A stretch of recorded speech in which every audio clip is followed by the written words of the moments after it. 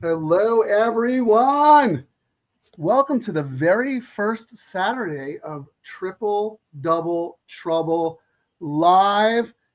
I'm Frank Scattoni, and I think we're going to have a band meeting and take a vote on whether or not we should let Mr. Ego, Mr. Big Head, Mr. Sting back in the band after he abandoned us yesterday and went solo. How'd that work out for you, buddy? That did not work out at all. I thought you were going to come on with your cape and fly in here, but I was gonna put that little GIF up that I sent you. To the rescue! Here I come to save the day. Well, you know what? It's not just me, Ciaran. It's the whole DTL crew. It takes a village. Yes, it does. It's going to take a village today, man, because what looked like an incredible sequence last night, after I put in so much work and came up with so many clever pick three combinations, some of them pressing the favorites, some of them beating the favorites. I had like 8 different plays I was so excited to talk about. We got scratched down to a 3-horse race in leg 2. That's going to cause some problems. We're going to have to get very, very clever here. But, if anyone can do it, we can, right? Yeah, why not? Let's get at it. See what we can come up with. First off, really good day of racing today. They've showcased a lot of stars of the female persuasion, and this late pick 3 sequence is no different. We have 3 really nice races, quality races, all for the females. Starting in race 9, the grade 3 dogwood, 7 furlongs on the main track. You have some really nice, some really fast 3-year-olds in here. I haven't looked at the board yet, but I'm going to guess it's, according to the board, it's probably just a 2-horse race, but I don't think it's as easy as that, to be honest with you. Why don't you tell us what you think?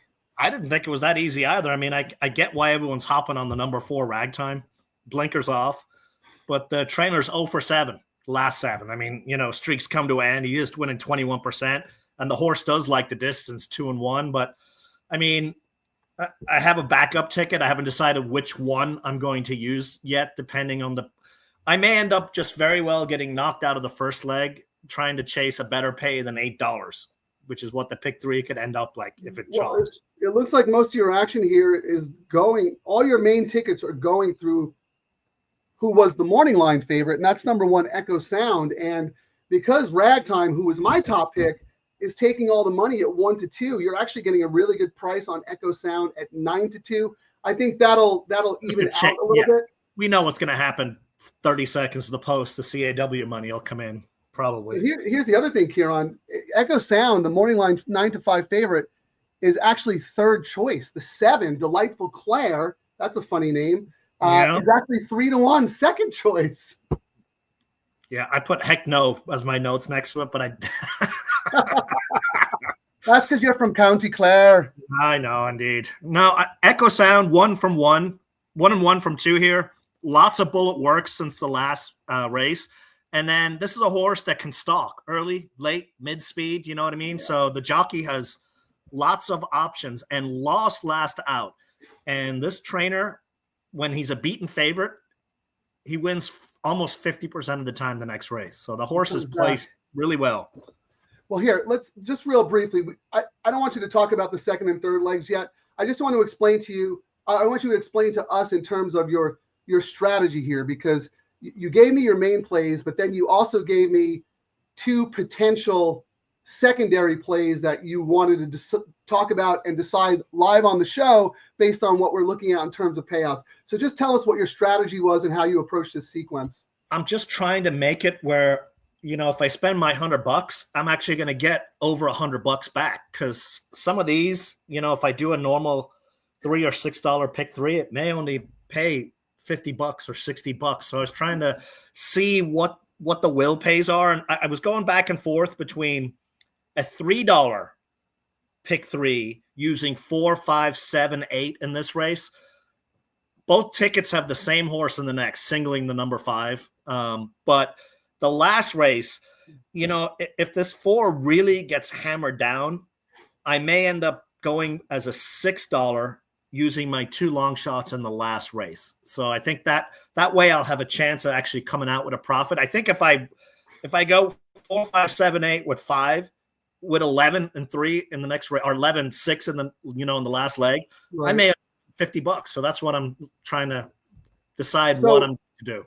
So here's what I see. I see your one is singled in this leg to the favorite, to 2 horses in the last for 12. Then you come back and you do it again, but with the 3 and the 9, but you play that less because you like the 3 and the 9 in the last less. But then you did something different than I did. I also used another horse in leg 2. I used the 2 horse, Brother Kenny. You're using the 1, who's going to be a much bigger price in that 3 horse field. So you're looking to catch something there. And then be alive with a potential price horse in the middle leg. That's how I'm reading this, correct? Yep, that's exactly what I'm. Yeah, we had very similar strategies, but instead of the 1 there, I actually used the 2. I'll show you my tickets in a second. But because we knew that this sequence had major chalk potential because of the decimation in leg 2 with scratches, you were also considering this ticket or the other ticket. So tell us what your thought process was here. I was thinking on a $6 ticket, if the chalk wins this first leg, and wins the next leg, I'm going to need a price in the last leg just to get even. You know what I mean? Even that 3-9 may only pay $100. Right. If it ends up being 4 with 5 with 6-11 in the last race, that might be like one of those $10 pick 3s or less. But I'm not convinced enough to hammer the favorite like that in this race. I thought this one was a kind of a dodgy race. It may end up not being that way, but that's the way I saw it. So you're using 4 other horses in here in case your 1 doesn't win, just to try and get alive to the favorite of the next. And then I have a feeling you're probably just going to play the second one, the 2 price horses, I would imagine. I don't think there's any reason to use. Yeah, I think that's, if I go 2 out of 3 because of this strategy, I'm okay because I'm not really missing out on much money. And if I hit on that other ticket, it'll be worth a little bit more. So a little bit of risk management, expecting possibly to lose. But if I do win, I'm going to probably get paid pretty good for it. Yeah, you're looking to like break even, tread water, bankroll preservation a little bit, maybe make a couple of bucks. But you have a ticket or 2 in here that, might pay $200-300 if, the favorite doesn't win both of the legs. It could actually be pretty good because everyone's going super skinny here. I was very similar to your concepts and strategies, but I'm a little wackier. The 4 was my top pick in here, mainly because I wanted to beat the 1. I wasn't really all that fond of the 1 base at 9-5. I like the horse. I like her a lot better at 9-2, to be honest with you. So I was going to go 1-4 here. Now you have a ticket where you single the 1 in the next leg. And I have one where I single the 2 in the next. Like both of us are saying, well, if the 5 doesn't win, let's have a ticket alive to and I will say, no one else is going to have. I thought if there was a favorite, I mean, it's a 3-horse race. How, of course, you're going to have a conviction. I thought the 5 should probably destroy them, but you never know. You know what I mean? But this is us just trying to be clever, right? We're just trying to play. We're just trying to play for the value, even though it's not that likely of a scenario. And I used my 4 horses in the nightcap. Then I came back and I pressed with the 1-4 with the favorite. I'm playing that for $9. I am not using the favorite in the last leg, the 11, on this ticket because it's not going to pay. So I'm just going to save my money. We have the same. We essentially have the same horses in the last leg: 3, 6, 9, 11. The exact same horses. Yeah. And then I think the 7 we talked about, Delightful County Clare. I think that horse is a huge shot. So I'm actually playing that horse with my long shot 2 in the next. And with my spread, and then I came back. If this race falls apart, if they go out and they gun 3 horses, the 3 favorites are 1, 2, 3 around the track, going through 22-1, 44-3. There's no reason why the 5 or 6 can't come running late, clunking up, and winning. So I have the 5, 6 to the favorite to spread, and that's probably the ticket I want to root for because I will say, Delightful Clare romped to victory 2 back on Lasix off the juice today. Now she did stumble last out to run on late second. Yeah, that was a good race. And then number 8, Mega Mill, off the Lasix, but one off Lasix before, and that's something I like to go see. If it helps or doesn't help. Jockey and trainer do really well, and is 1 for 1 at the distance. So I thought that might be a sneaky one. So even if I have that on my other ticket, I'm gonna sneak through. She's on your spread ticket. Let's roll through the comments real quick, and then we'll look at the board and the will pays and the probables and all that fun stuff so we can finalize our decisions. Froggy Mushroom, thanks for joining us back on a Saturday. I know you guys are busy. Thank you for taking the time to spend with us. A lot of college football going on, friends, family, social activities, and you're here with us. We appreciate you, DTL crew. Nick Sievers, ice cold, pick 3, 4, 5, 6. All right, we'll get to the last. We haven't talked about the last leg, but we will in a minute. Dan H. All right, the dynamic duo of Dan H. and Nick Sievers. Our guys, afternoon. Big pick 5 carryover just started at Backwaduct, alive through one leg. Oh, please keep us posted, man. Always want something to root for. Dan H. The one was pressed, faded out last in the test, but has shown to be gritty out front before. Okay, we will watch and root. Keep us posted. Churchill wise guys always seem to bet Phil Bauer horses. That's interesting. Well, I think that horse just figures on paper anyway. She's a logical, talking about Delightful Claire, she's a logical alternative to the other two in here. Here we go with Nick. Oh, why won't it show? It won't show Nick's. Oh, there it is. Echo Sound wants 7 furlongs. That's a good point. Ciaran, what do you think about that? Is distance a little bit of an issue for the rail horse? I didn't think it was, to be honest. I mean, yeah, that 6.5 race was pretty good. I thought, I mean, that last race just probably needed it, you know. It was a grade 1. I'm sorry to interrupt, but I read that the trainer was on record saying she came back too quick in that race. She's a horse who needs a little time between starts, and this is the perfect amount of time for her. I mean, let's face it, if she runs back to her victory ride, she's going to be very, very tough. And look at those. I mean, some bullet works over at Keeneland, you know, 47-second works. Boom, boom, boom, boom, boom. So that horse is locked and ready. She'll be ready. I don't think the distance is a problem because of the way she ran off in that 6.5 furlong race and just distanced.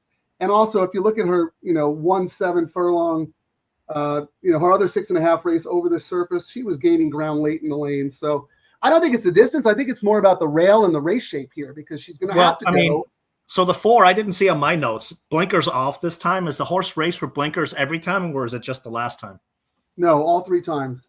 All 3 times with blinkers. So the blinkers are off, and the horse is off Lasix. That's why I went with the 1 as my top choice. Well, no, the 4 was off Lasix last time and ran second in the test. So I wouldn't worry about that too much. You know, that's a good race. And I think the reason why Mott took the blinkers off is because he probably thought she should have won that race and she wouldn't go by at the very end, losing by a neck. Yeah, but he's not winning. That is not a winning move for him, taking the blinkers off. I have 25% blinkers off. The last 7 times, 0 for 7. So, okay, you know, hopping on the trend train. It's not worked for him recently. Let's put it like that. I'm not worried so much about that. My concern is this horse was Saratoga, Saratoga, Saratoga. 3 monster races in a short amount of time for a 3-year-old filly at Saratoga. You know, she might need. I mean, I trust Bill Mott, but she could bounce to the moon here. I mean, those were not easy races. She ran fast in all 3 of those races, and now she's on a different surface. Churchill plays a lot differently than Saratoga, so that was my main concern on that horse. Now we have the same long shots. We may as well go over the last race because there's not much about to talk to in, you know, the second leg. What's funny is we landed on the same horses. Shout out to John Alwell. Thanks for joining us, John. All right, Ciaran, take us to the last race. I mean, we're on the exact same horses. So I went 3, Sister Ciaran, first time grass. Now, if you read the conditions for that last race, you know we never know what's going to happen at Churchill. And it had one of those interesting stats where they even had it in the notes. If it deemed inadvisable to run on the turf, they will run on the dirt. And that's good for the number, you know, if they ended up coming off, that was good for the number 3. Bullet work. I like seeing Mario Gutierrez. I like seeing those California guys when they move out do well back east. So finished 3rd and the dirt last time. And I said it was my top pick. And then, I mean, we have the same other long shot, Apps Girl. Urton's on fire out here. He's put his winning jockey on, sharp work, ran late, going shorter last out. And then second career race, as we know, Urton's just on fire. You know, he wins a bunch of races like that. Ciaran, I'm with you. I actually dug deep into the pedigree here. The 3, Sister Ciaran, the damn Dyna Passer, was very, very good on turf. This horse is a turf horse. Educational run on dirt, broke slowly, and still tried. Never gave up, tried all the way to the wire. Brian Lynch, much better second time out. And I know you love those bullet works, Ciaran. So I am with you. I would be shocked if the 3 is 8-1. I am as well. Now, the number 6, I don't know. Hernandez is just, I mean, I've talked about it. He's just not riding good at Churchill right now. So that's the big negative on the 6. Of course, he may, up in class, may very well win this race, but I was not convinced on the 6. And then, you know, the 11, I had a question. I haven't even looked my notes. Ortiz was supposed to ride the 11 and the 13. Which one's he on? Because I think 13 actually got in, right? Let me see. Hold on. By the way, Hernandez has won 2 races today, just so you know. Yeah, the 13 is in the race. Let me look at the changes real quick.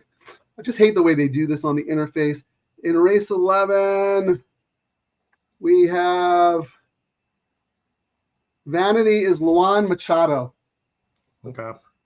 The 13 is Luan Machado. All right, so Ortiz stuck with the 11. So, you know, up in class, you know, not much else you could say. I mean, like we were saying, this could chalk and pay very, very low on a pick 3. That is the danger unless you like are very convicted on the favorites or hoping your spread ticket with some long shots makes it. Well, what do you think about that 13? I think that 13 has a big shot, actually. I thought it was out there. I mean, sharp work. Where did Giroux ended up riding? Because he rode the last 2 races and he's off. Yeah, Machado's riding that horse. Ortiz, like you said, shows someone else. Giroux is on the first-time Michael McCarthy starter. So that's not really great because I didn't like that horse. That doesn't give me any confidence in that 13, you know, like I might. I mean, I think, I ended up not even using the 13, so I'm okay tossing that one. All right, guys, get your picks out there. We got 5 minutes to post. We want to see who you're playing. Back to the last race real quick here on, because like I said, I did some pedigree research. The Peter Urton horse who you talked about, who I also really like. This horse, she is a half to Fort Bragg. Fort Bragg is a multiple stakes winner on dirt for Baffert. Really, really talented horse. But the dam is all turf. She ran well on turf. So okay. I love that he gave the educational run on the tricky Kentucky Downs course, and now it's go time. So I think that horse has a big shot as well. The 11 fits on paper, but I just want to remind everybody, those are restricted maiden special weights that this horse is coming out of. Those races are not as tough as normal maiden special weights. They are restricted to horses who have sold at auction or RNA. I think that last race was for $65,000.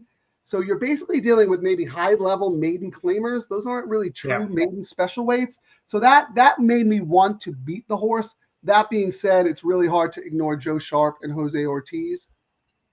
You know, they win a lot of races. Sharp wins a lot of races here. I almost want to throw in this 13 now. How much time do I have? Throw in the 13 on at least one of mine. So what do I have here? 6, 4. I'm actually kind of shocked the 1 continuing to drift out, unless it's really going to hammer it in the last minute.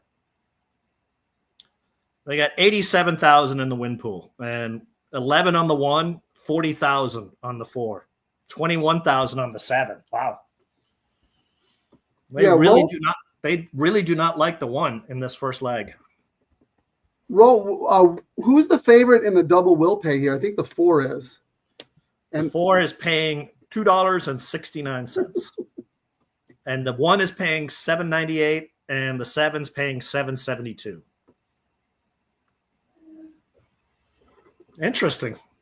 But yeah, that's the fear. You know, that's why I'm like, I'm going to end up going with my $6 double and tossing and just using 3, 9 in the last leg because, you know, if it goes 4, 5, 6, or 11 in that last leg, the pick 3 is going to pay $6. Yeah. Are you considering that 13 in the last leg at all? I'm actually adding 13 to 2 of my tickets here. I'm not. If the horse, I mean, especially knowing what's going on. I mean, if the horse is any good, wouldn't Giroux have stuck around versus hopping on the first timer? Yeah, I mean, I don't know what's going on with those, the back stuff, but yeah, you make a very good point there. Giroux, this is his meet. And he's ridden the horse both times at Ellis Park. Comes down here. I'm not riding. Yeah, I don't know what's going on there, but I like the horse on paper, and now the horse gets in, so I just made an adjustment there. Anyone have any turf pedigree questions? I looked up every dam in that race, dug a little deep there. There were a couple of horses who I were a little interested in, and I did the pedigree research. I was like, the siblings were cheap, and the dam never won on turf, that kind of thing. Like the Michael McCarthy horse, the Giroux ends up on that horse is very interesting, Ciaran, because this horse is the dam was unraced, okay, and this is her first foal race, and she's 7 years old. So I don't know if she had complications or whatever, but there's nothing pedigree wise that makes you want to lump on this horse. Now maybe the horse has been working well in the mornings, and that's why Giroux. Here's why Giroux's riding. This horse is owned by Juddmonte. I don't think I've ever seen Michael McCarthy with a Juddmonte horse. Wow, that's very, very interesting. That'd be a really nice client for him to have. Wow. Oh, I hope they send horses to California. We'd love to see the Juddmonte Silks back out in California. Maybe that's a sign of what's coming, huh? That's fascinating to me. I just noticed that. Oh man, when Franco had all those good Juddmonte horses out in California, those were the good old days. All right, come on, DTL crew. Let's see who your plays are. Get your head out of the college football. Let's go. Let's fire away. I know you got Parks going on. I know Dan H has got his Aqueduct pick 5 going on. We got to focus on the low takeouts here, guys. Ragtime 3 to 5. Now, while we're waiting, I guess we've been seeing all the chatter on all the talking heads from the East Coast saying, "Oh, I wonder why the pools are up at Churchill." And we're like shouting at the top of the hill going, because the DTL crew is hitting it up. I mean, exactly. None of us ever play Churchill. Look how many people are playing Churchill. I mean, I never play it. Never. The pick 3 pool was up 35,000 over last year. Okay, so let's say we have 300 viewers, and we all bet $100. Well, what's 300 times 100, Ciaran? It's a nice jump in the pools. Just what they're doing. I mean, so far this meet on days we've done the show. Let me pull it up right now. Where is it? Up 25%, up 125%, up 59%. I mean, massive jumps. Good luck, everybody. We'll come back to that, Ciaran. That's good info. Lead. Mega Mill comes on for the outside to put a little bit of pressure on from second. Gerland's Empire is third. Echo Sound is down inside fourth, just inside of Gerland's Empire. A break of 3, back to Sturgeon Moon, then it's Ragtime. Ragtime's about 10 lengths off leading Delightful Claire. And the trailer is Strong State as they work their way to the far turn. Delightful Claire clicks off a corner in 22 and 4. It's the far turn unopposed so far. Wow, no one's going with her. Although, we'll take this 8, huh, Frank? No, not me. Stop it. Ragtime starts to make progress down inside. Strong State goes to the far outside, starting to close in, though. Very wide for that one. They're off the turn. Delightful Claire confronted by Mega Mill. Come on, Mig. Up for the lead. Strong State continues to rally, and Ragtime is rolling too. 1 furlong to go. Come on, 5. Oh, I'll take the 5 on the outside. Charging on through, and Ragtime from off the pace. 5 ran really good. Oh man, that's not good enough for the chalk. We saw that exactly right, and I think we played it exactly right. Well, I did. You were all in on the 1. I don't know why.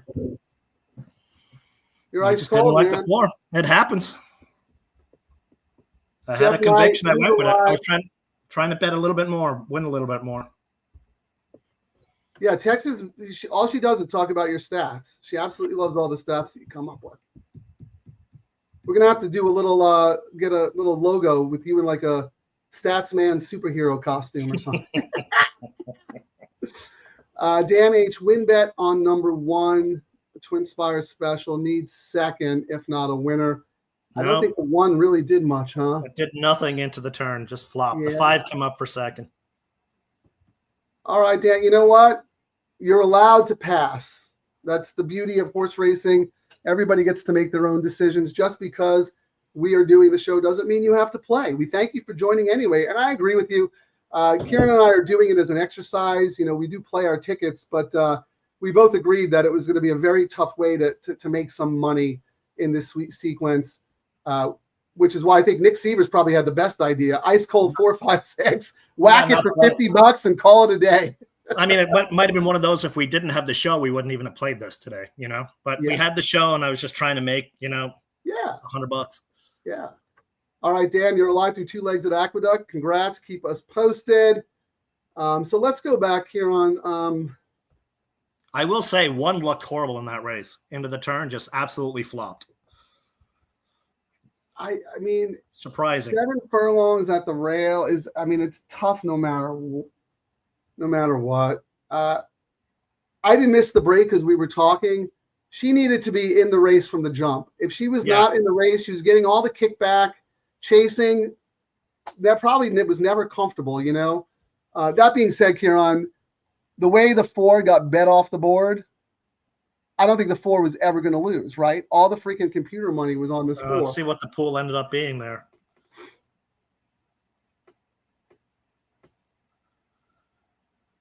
$373,000. Oh, the amount of money that came in there in the last few minutes, Frank, like almost $175,000 in the last minute or 2 came in.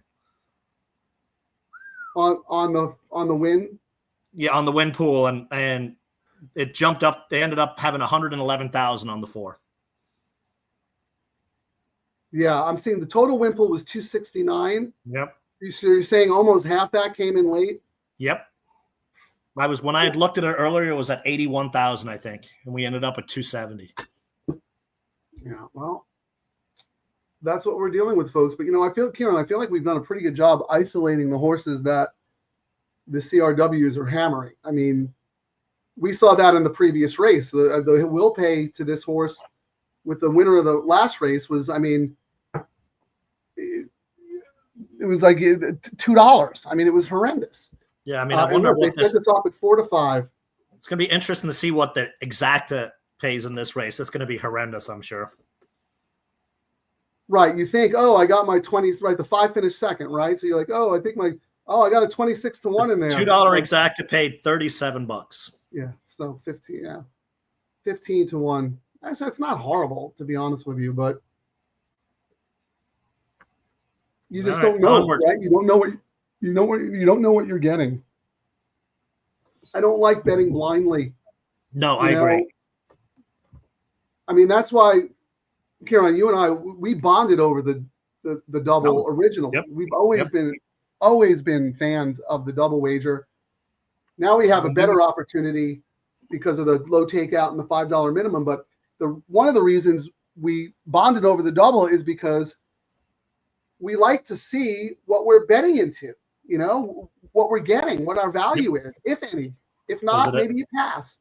Is it a really good favorite, or are we getting a better price than we should on something I'm really convicted on, and vice versa? It was my dad's favorite bet. We'd go to Santa Anita, be there for the early double, watch another race, do his bet for the late double, and go home and watch it on TV.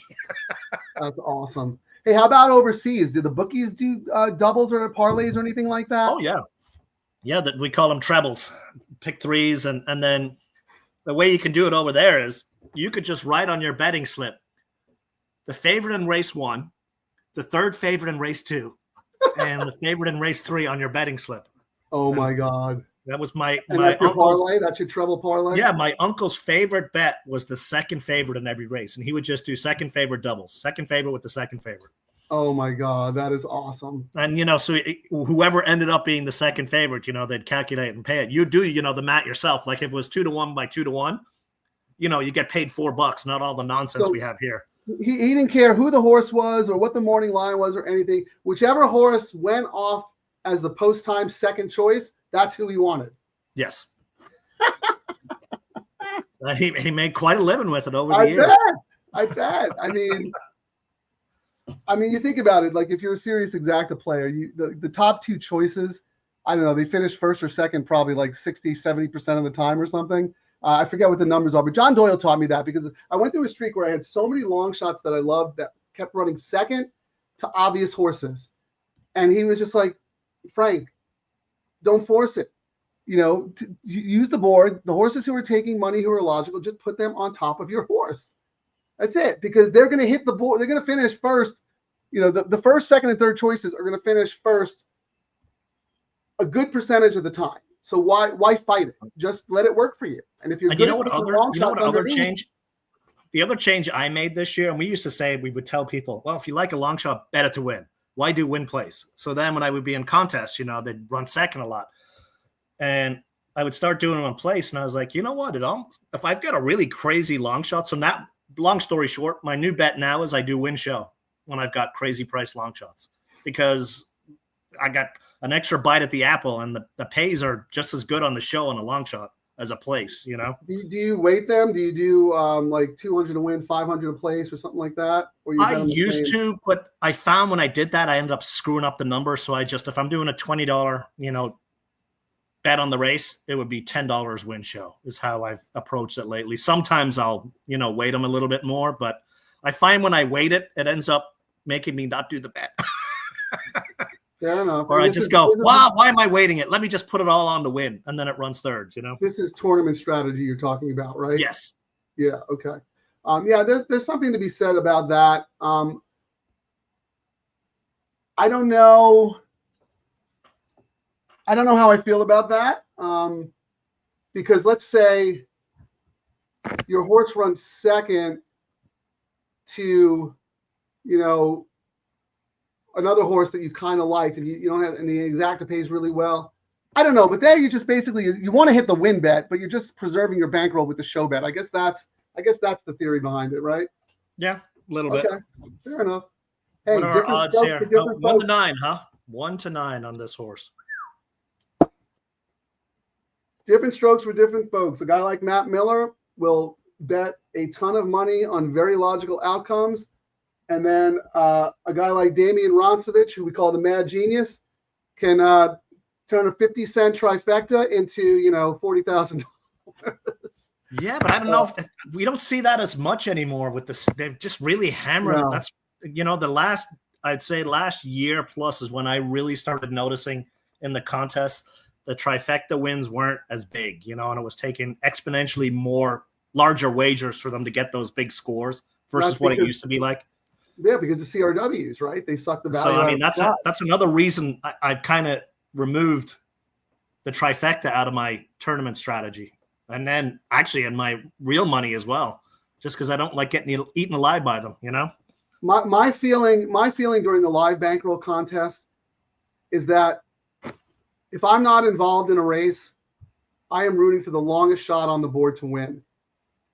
If that was a mythical contest, half the room would have that horse. But in a live bankroll contest, is someone really going to bet $500 on an 82 to 1 shot? No, but they might have a $500 double favorite. So when favorites win, I get scared because I know a guy like Matt Miller might have a $4,000 double going. You know what I mean? So during live bankroll contests, it takes a lot of guts to play that, 40 to 1 shot. Whereas in a mythical, you don't care because you're not losing money. So Frank, I'm looking at the will pays here. I'm looking at the will pays into the next race. The favorite is 6 and 11 are paying $6 on the double. The 3 is paying $7. The money's coming in on the 3 in the next race. It was what we thought. We didn't think that horse would be 8 to 1. No way. No, not at all. But I don't think we thought it would get hammered that much. So essentially it's saying the next race is going to be 6, 11, 3 in that order. Interesting. What is that? What about that Peter Urton horse? What number was that horse? That number is 9 is paying $24. That's our sneaky one. Oh, look, and the 13 is taking some money too. It's interesting. So the long shot to be cheering for in the last race is the 9. Yeah, do I have? So this is, let's just see what we're alive to here, Ciaran. Which one did you end up doing? The first one or the second one? I did the second one, the $6 one. The 6. Okay, so you wanted to hit it twice, which was smart.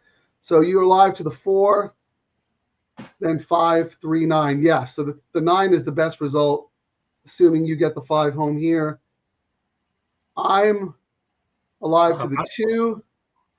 I see nothing but numbers on this screen. What, did you just puke out a bunch of numbers there, Frank? I'm alive to the 2 and the 5. So I probably want my 2 horse to win here.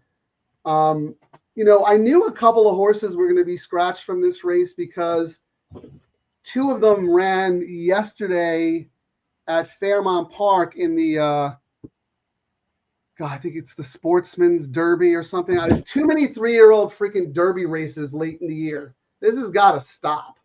Once the Kentucky Derby is over, if you're going to run a Derby, it should be on dirt, like on turf, like the Del Mar Derby. We just had the biggest Derby for 3-year-olds. Enough. They should be running against older horses now anyway. Hold on, my wire's caught here. Okay. Anyway, that's how I feel. You got the West Virginia Derby. You got the Sportsman Park Derby. You got the Indiana Grande Derby. You got the West Virginia Derby. You got a million derbies. So that decimated, that already decimated this field because they ran yesterday. And then I don't know why all the other horses scratches. I'm going to have to assume it's because everyone was scared of the 5. Yep. But I mean, let's look at the 5, right? Other than that last race, other races were just kind of eh. You know, they added blinkers, made an easy lead, and never looked back in the aforementioned West Virginia Derby. I mean, he got a big fig, but do you believe it? I don't know. Before that, he was kind of a grinder.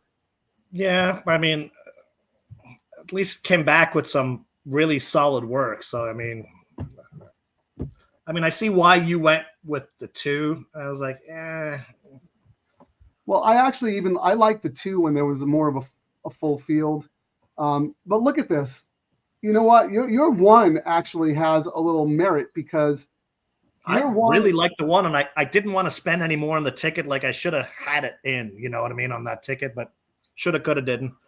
I didn't want it to get exponentially too much where I win it and I lose money, you know? Here's what you could say about the 1. This is the only horse in the field who actually broke his maiden in a proper maiden. Brother Kenny. Brother Kenny did, but he couldn't win restricted maidens. And it was the reason I ended up going with this one when I handicapped last night was that only victory was in an off track. So you never know what the rain's going to, you know, I mean, what the track was going to be, blah, blah, blah. Yeah, or how much moisture they add and all that stuff. That's the problem with playing different circuits, right, Ciaran? Like we're learning as we go because we do not play Churchill. We are SoCal guys. And usually when we play these tracks, usually it's for tournaments. And we're not trying to bet a favorite. We're like looking for long shots, pick and pray long shots. So the weather sometimes is an advantage when you're looking for long shots, just because the favorites are not going to like it maybe. Dave N, hey guys, I'm here supporting you. Not playing pick 3 today though, got in too late. Dan, no need. Dave, no need to apologize. You saved yourself man. Some money probably. Yeah. We're just happy you're joining us, listening. You know, if you have anything to contribute, please, we're all ears. I don't blame you. There's a lot of college football going on, and you know, I have to think a handful of us degenerates are keeping one eye on the college football stream. So Frank, before the last race started, because there's not much more we can say about this one, but I was talking about, you know, the stats on the pick 3. Yesterday's was up 100% over last year. Right.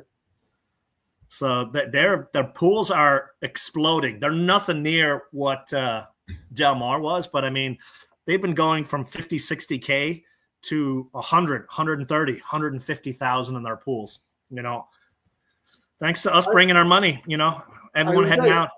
I think you were a big part of that yesterday because everybody watched your videos and decided to fade your picks. Yeah. And then I ended up throwing money away on the double. But you know what, Ciaran, I'll give you credit. You put them out there every single day. You take crap when you lose, and you celebrate your victories, and I have to respect that, you know. Yeah. I mean, I'm not going to say, well, I had the winner of the last race, and you go, how'd you have the winner? Well, it was my 15th choice in a 16-horse race. So yes, I had the winner. And you needed a scratch to get in. Yeah, but it still counts. Yeah. No, it's look, there's nothing wrong with selection-oriented handicapping in terms of knowledge and shows and all that stuff. But, you know, ultimately at the end of the day, would you rather be right or rich? It's how you wager and make money. It's the size of your bankroll at the end of the day that matters. If you have 5 winners and only win $100, I could have 1 winner and win 5,000. Yep. You know what I mean? So it's not a picking contest. This Look is at a that gambling game. nice pick 3 we hit Labor Day. What was it? $5,000 for an $84 bet. You know, it wasn't too shabby. You rolled those late. So this race, I mean, there's only 3 horses. 40% of the time, the favorites won. So this is one of those lopsided favorite type of races, probably because there's always only 3 horses in it or 4. I don't know, honestly. I don't know the history of this race. All I know is that 2 horses ran yesterday, and I have to think everybody else scratched because they were scared. What do we look at the doubles, Frank? I mean, you don't need to do a saver bet, but I think what's paying the best into the next race, and we both like the Urton horse. Is it worth tossing a small double? Yeah, that you know what, Ciaran? That's actually a great point. Let's look at this. So right now, the 9 is paying for $1. The 5 to the 9 is paying $22. The 5 to the 3 is paying 7. The 5 to the 6 is paying 5, and the 5 to 11 is paying 11. So, you know what this tells me? Even if we hit this pick 3, it ain't going to pay anything. Yeah, the only thing I would do is, you know, maybe a $20 double 5, 9. I'm thinking even lower. I'm just going to do a $10 double. Right? I'm just going to do a $10 double, 5 to the 9. So you pick up $200. What's wrong with that? Yep, and that'll cover the bet. I actually think that's smart. I don't think the CRW is going to hammer that combo. They're going to keep sending it in on the 6, and I really think. Well, we both thought that 3 morning line was insane, Sister Treen, and that's probably their sneaky CAW pick in this sequence. At least that's the one they look like they're showing their hand. I mean, we knew they were going to hammer the 6, and we knew they would hammer the 11, but they're putting as much money in on the 3, it seems. Yeah, I actually like the 3 better because, I mean, the 6 has already shown what, you know, she can do on turf. She had no excuse last time. I mean, granted, she was, you know, 2-3 wide, but she was leading, and she got run down. You know, no real excuses. I guess the jockey changed to Hernandez. I know we were dogging him earlier, but he has won 2 races today. So no, he's not on the 3. Hernandez? I'm talking about the 6. Oh, the 6. Yeah. I mean, yeah, he's won. He's already got his wins out of the way. There you go. No, I'm saying he's like Rispoli. He won't win for me right now. I was saying I like the 3 more than the 6 because the 6 I agree. had no excuse last time. Yeah. We don't know what this 3 is capable of. You know, the Dam was really good on turf. This is kind of Brian Lynch's thing, you know. Got a prep race in. That horse still ran very well. Wasn't in it to win it, right? It was 18-1. So you know that was just an educational run. If I had to list them in order, I would go 3, 9, 6. I like the 9 more than the 6 too, because again, the 9 we don't know. I like it more. I mean, I'm gonna do my $5 double, 5 into the 9, and it cost me $5. And then I'm gonna do a silly one. What's my 2? What's my 1 into the 9 paying? 158 for $1. So I can do a $2 double, 1-9, just for, you know, have something to cheer about. Yeah, you can do a $2 double, 2-9 too. That's that pays $100 for $2.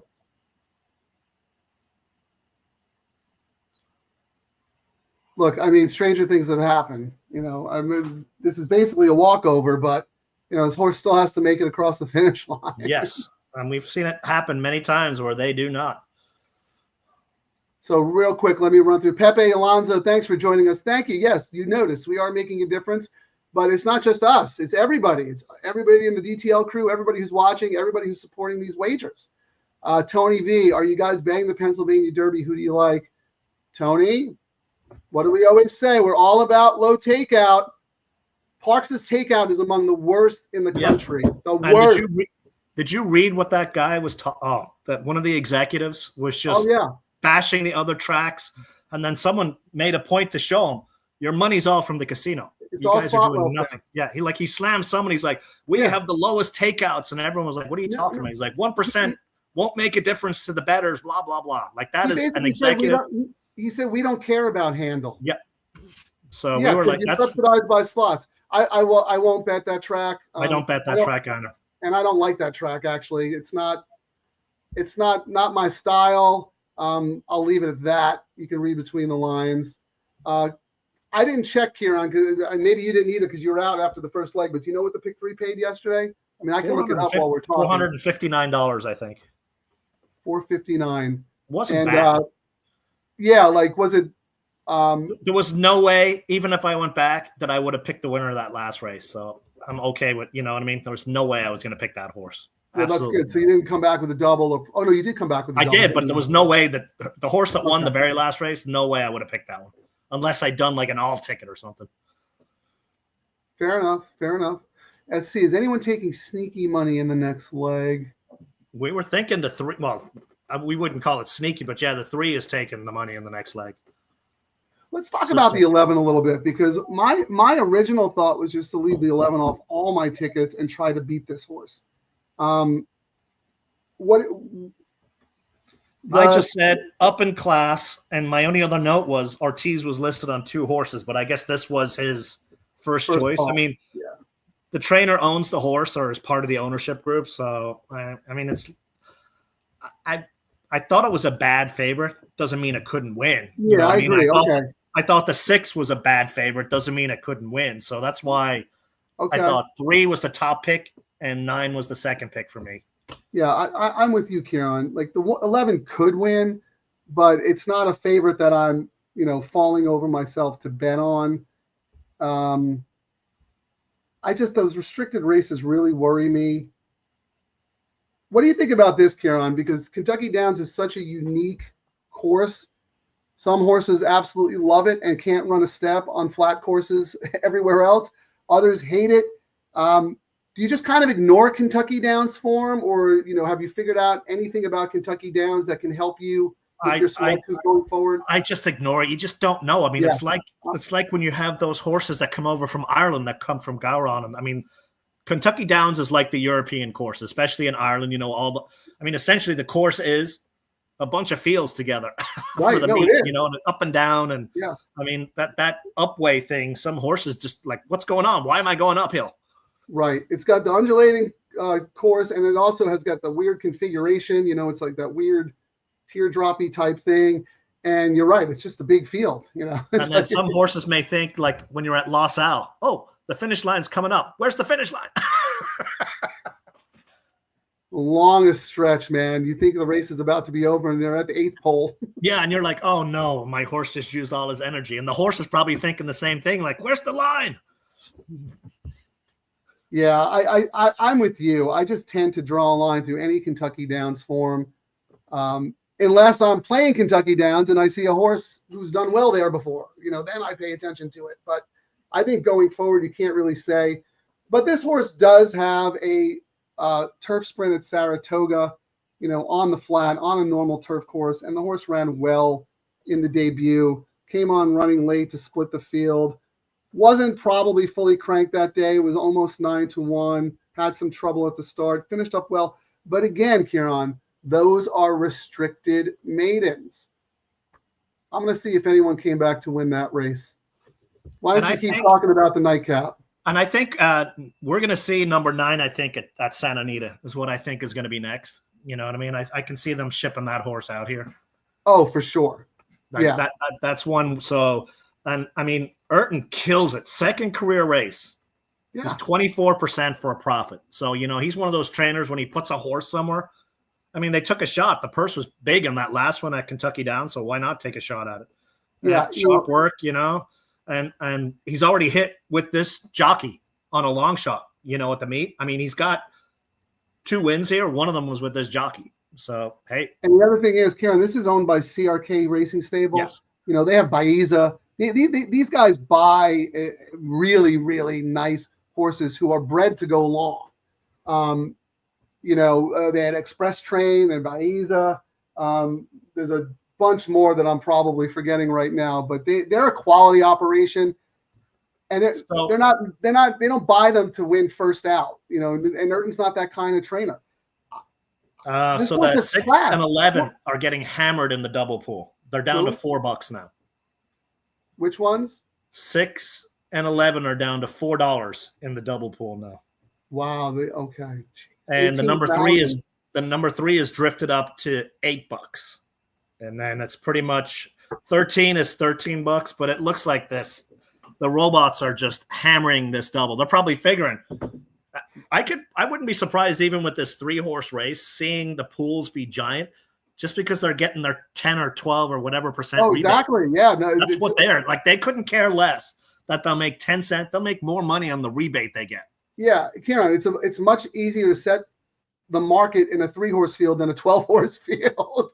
The bots are just trolling here's a question for you. The program can just go, okay, well, to cover our big bet on this one, if there is chaos, we'll put, a couple of thousand on the one and, a few thousand on the two just to cover us. But, 6-11 is our horse in the next one. That's exactly how they do it. And that's why it was so good when Del Mar cut them off with 2 minutes to post. Question for you and also for the DTL crew, because you might not know this answer. I certainly don't.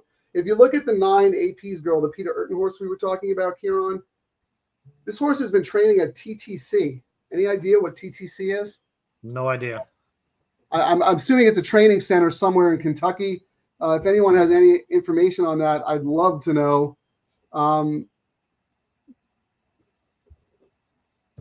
doesn't have a big string out there, but if you look at his numbers, he started 6 horses, 1 with 2, and he's finished second with another one. This horse is the sneaky horse. What is this horse in the win pool? I'm trying to see who this. Oh, we won't know yet. TTC horse racing track, huh? Yeah. You look that up. I'll be back. Says the Thoroughbred Training Center. Well, that can't be it.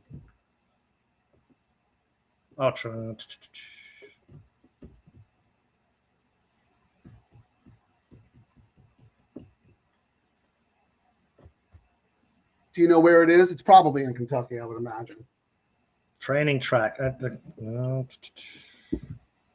don't know. I'm trying to see TTC. I'm looking right here. Scrolling down. I finally got onto Equibase. Let's see where it is. It's got to be probably like their San Luis Rey, right? It's TTC, right? Or TCT? TTC, yeah. TTC, I don't see anything. I see TCC, but nothing shows up on Equibase's symbol search. That's interesting. TTC, yeah. All right, come on, DTL crew. We're throwing it out there. We need some answers.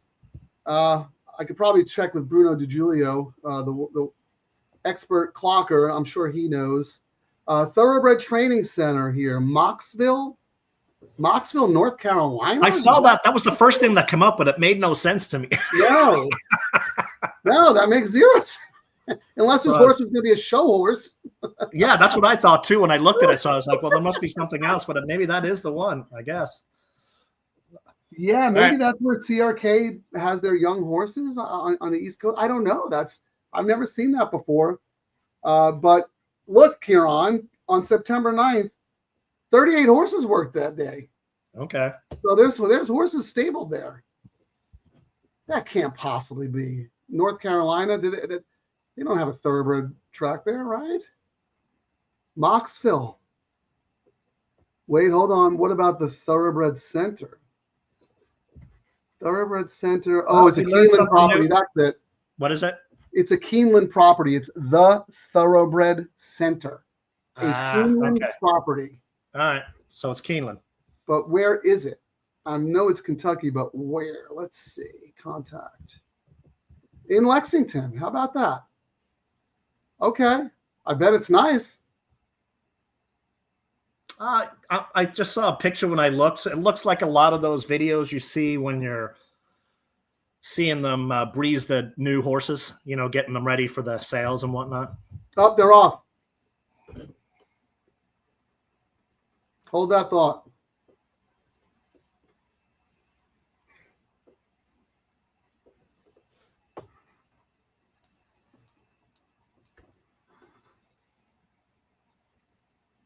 circuit to go. Brother Kenny down inside. Grabs an arrow lead for the run of the clubhouse turn. Jared Loveberry trying to back off just a bit. Chunk of Gold. They're nonetheless right alongside each other. Run quiet, run fast. Hopes the top two run faster to set it up for him. Nonetheless, 9 lengths off the lead as they work their way to the backstretch. And that's not a fast quarter at all. In fact, it's fairly moderate, 23-3 for an opening quarter mile. So Brother Kenny leads, and Chunk of Gold is glued to him, right on his flank, the 5 furlong marker. So Brother Kenny, Jose Ortiz still leads, and Chunk of Gold continues to stalk in second. 5's a little lathered up on the neck there. Run fast is now a little bit closer, only about 5 lengths behind, with 4 furlongs remaining now. 2.5 miles, 47 and 3/5 seconds. Around the far turn, Brother Kenny and Chunk of Gold.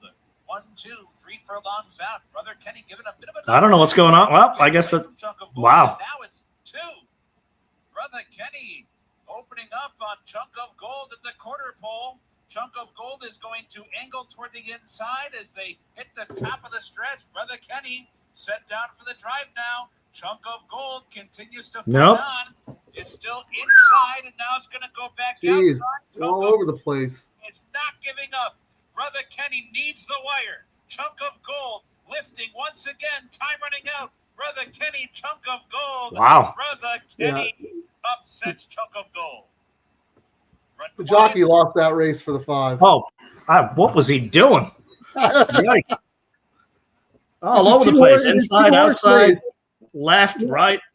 But no, but it was a 2-horse race, and you just outran this horse in the West Virginia Derby on the lead, and then you're going to sit off him and rate?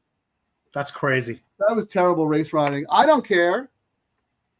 I'm happy, right? Because what do I? Who do you have him? You've got him to all 4 now, right? 3, 6, 9, 11, right? Correct. But I only have it once, so it's not going to be anything. $12 win incoming. No, $12 loss. Well, we'll see. I mean, yeah, I gave Brother Kenny a shot even before the scratches. I was a little dubious of Chunk of Gold, but I'll tell you right now, Ciaran. That jockey did no favors to that did horse. No favors. He should be fired from that ride. Favor. Okay, the last race, Chunk of Gold, wired the field, was never even challenged on the front end. And they weren't even going fast. Brother Kenny was 4 lengths off the early pace. Yep. Brother Kenny, well, you know what the difference is? You had a match race between Jose Ortiz and Jared Loveberry. That should have told us everything. We should have been all in on this too. It was basically Ortiz versus Loveberry. Doesn't matter. They could have been on donkeys. Doesn't matter. That's true. Yeah. That was a jockey's race. And So you're out again, Ciaran? I'm out again, yeah. I guess when's Santa Anita start? Back to California. I'm done juicing the pools for these guys out here. They give us no respect either. Like, why are the pools? We are such marketing geniuses out here in Kentucky. Why are our pools up? Unbelievable. All innovative ideas start in the West. They go to the East, and then the East acts as if they invented it. Yeah, they invented the wheel. Yep. Maybe they tweak it and make it a little better, but seriously, most innovative ideas start West to East. Yep. Especially in horse racing now. Yeah, what Santa Anita has done has been incredible. They've given us life. They've basically given us life, Ciaran. If they'd been able to get the sports betting, California would be dominating racing. You know what I mean? Could you imagine the Racino out here in California? Well, yeah, tell me a little bit about that, because you have some knowledge, because you know the Indian casinos and like who's for what and like why is it FanDuel and DraftKings destroyed sports betting ever coming to California. It's never going to happen because why is that? They instead of partnering the way the law is written in California, the tribes and the horse tracks have first right of everything when it comes to gambling. No one else. It's written into the compact, just them. When the bill was originally done, the tribes, everyone wanted it. The tracks wanted it. The tribes wanted it. You know, they wanted gambling, but you had to do it at the track. I mean, remember they were doing the renovations down at Del Mar. You know, the OTB was going to be where they were going to have the new sports betting. Right, you had to go to the track or go to the casinos to gamble. So brick and mortar only. Brick and mortar only. So FanDuel and DraftKings come in and put a competing bid out there, and then the tribes went, okay, well, that's the end of that, because we know exactly what you guys are going to do. Once you do the sports betting, it'll be slots on the phone and everything else. So that they essentially destroyed it. You know, they blamed the tribes and the tracks for it not happening. It was the, you know, the DraftKings guys coming in and not making a deal. You know what I mean? They could have had their offices at the track, you know, like you see in Vegas, but they wanted the whole pie, so they got none. Alas. So you mean it could have been like the FanDuel Sportsbook at Del Mar kind of thing? Yep. They still could have been involved, but they wanted everything online, and they wanted to use it as a gateway to the slots and the other games like that. And that was the end of that. So, I mean, and then they sold it as, well, we're going to donate money to the homeless, because that was the big talking story here in California, remember, which was another Oh, yeah, I saw that, yeah. Yeah, the homeless CEO who had to move out of his 80 million acre house to a 80 million acre house. Yeah. Poor guy. Oh, that's very interesting. I mean, so is it just like it's a non-starter? I think it would take mountains, and it'll be years before it happens again. You know what I mean? They show. I mean, when you look now on those apps in the states that have sports gambling, you can play the slots. You can play roulette online. You know what I mean? They don't want that in California. Yeah. Okay. All right. I mean, it may come. It may come, but I don't see it happening for quite a while. That was the best chance we ever had, and they just cut the legs out from under the bill, unfortunately. Yeah, I mean, like, do FanDuel and DraftKings need anything more? They like dominate the markets everywhere. Like, just greed. They were just looking at the amount of money in California, massive untapped, would dwarf the rest of the country if there was sports gambling here. You know, I mean, I think it would be great if we could bet sports online. I'm not interested in roulette or slots or anything like that. But, you know, I would be fine with brick and mortar. You know what? I would totally be fine with that. Just give me an opportunity to bet somewhere. You know what I mean? But we don't have that. So no, we do not. All right, let's see what the will pays are playing. Let's have a look. See, dude, the 3 opened as the favorite, 2-1. Well, we saw that when we were talking. Oh, they must have really hammered it late, because it had drifted up to $8 on the will pays. Oh my God, this pick 3 is going to pay $4. All right, let's see.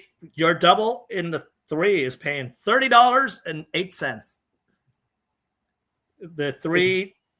The pick 3. Oh wait, I'm looking at the double. Sorry. Actually, the 3 for the pick 3 is paying $2.22, Frank. I'll take it. To the 6, it's paying $118. Dude, how about this 9? $800. The 9, $800. There we go. That's what we were thinking. And the 11, $178. I'm actually shocked. The pays are not bad. No, Ciaran, here's what I did though. I may have cost myself money. Remember I said I was going to use the 13?